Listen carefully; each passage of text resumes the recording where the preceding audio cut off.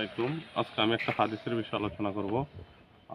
আল্লাহ পাক বলছেন, যারে আমি ঈমান পরীক্ষা করি, যারে আমি ভালোবাসি, তারে আমি কষ্ট দিই।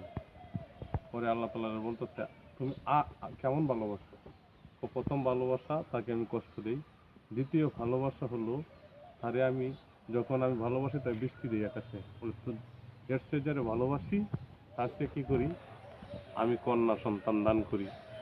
কন্যা সন্তান যার ঘরে হয়, আল্লাহ নবীজি বলছেন, 1 থেকে 3টা কন্যা সন্তান যার ঘরে আছে, আমি জান্নাতে তাকে নিয়ে যাব।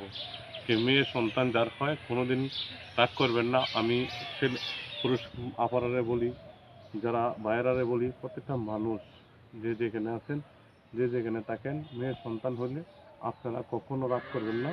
আপনারা আলহামদুলিল্লাহ শুকরিয়া আদায় করবেন। আপনিও তো দুনিয়াতে থাকবেন না, আমিও থাকবো না।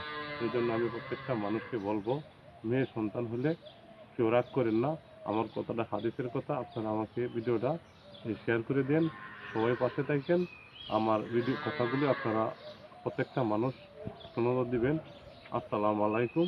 আমি ভিডিওটা লম্বা করতে চাই না। সবার কাছে আমার ধন্যবাদ।